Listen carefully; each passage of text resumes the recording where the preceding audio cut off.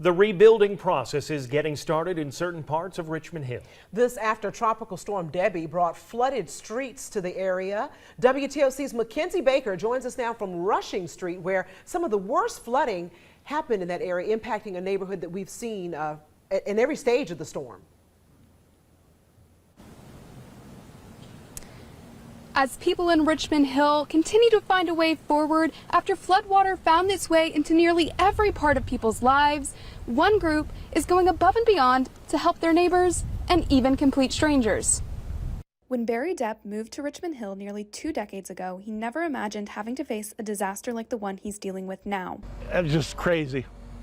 It's still crazy. I'm just still trying to wrap my head around it. Depp, whose wife died of cancer 4 years ago, has now lost everything he owned in his home to floodwater and mold. Thank goodness that she didn't have to deal with all this. And being a man, I'm supposed to be strong, and I'm dealing with the best I can, but I wouldn't want to see anybody go through what I've had to go, and some of these other homeowners have had to go through.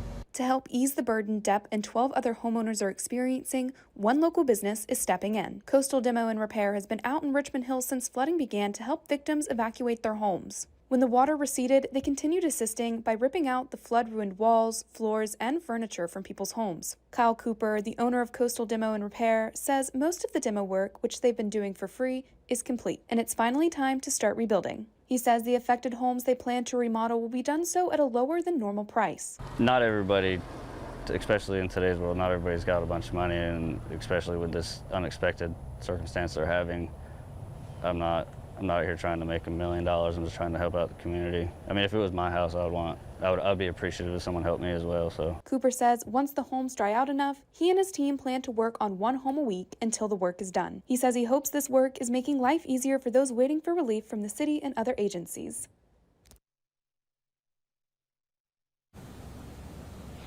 For all of our previous reporting on Tropical Storm Debby, its damage, and the resources available for people affected, you can visit our website at WTOC.com. Live in Richmond Hill, Mackenzie Baker, WTOC News.